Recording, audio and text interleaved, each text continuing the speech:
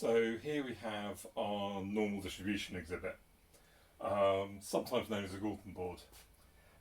We have 440 steel pegs, we have 30,000 ball bearings, and you can release them and they'll drop down and the balls bounce around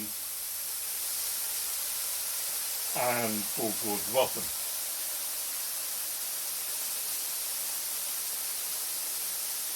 And as they fall, they start to produce a distribution which approximates to a normal distribution.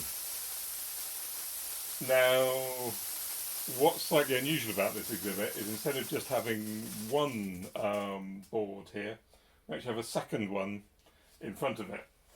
And you can release that here. And this will produce a second distribution. But the last one was being released here and this one's being released here. So you get a small offset.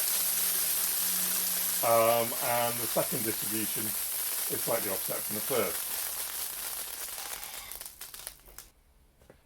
The important thing about these two distributions is they're both the same shape, just offset slightly. And near the top, they've got almost the same height. So if this was, for example, temperature, if you increase the temperature a bit, it doesn't really affect the temperature of the average day very much.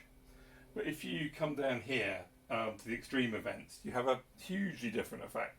So down here you'd have twice as many quite warm days, maybe 3 or 4 times as many very, very hot days, which is one of the reasons why climate change is a lot more of a problem than it would appear from a first look. Of course, with this kind of exhibit, the actual gaulton board is very, very simple.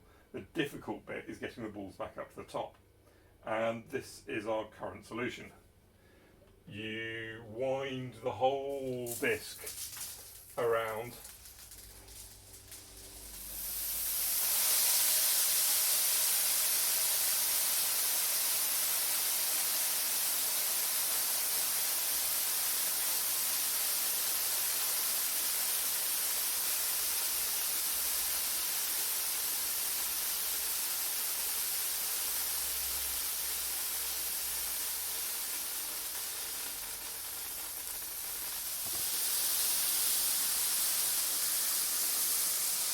and the balls make their way round through this channel at the side.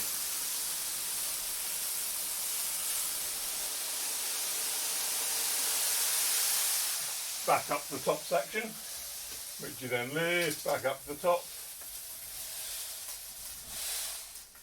And as the disc turns round, the gates shut automatically, so everything's ready to start again for the next visitor.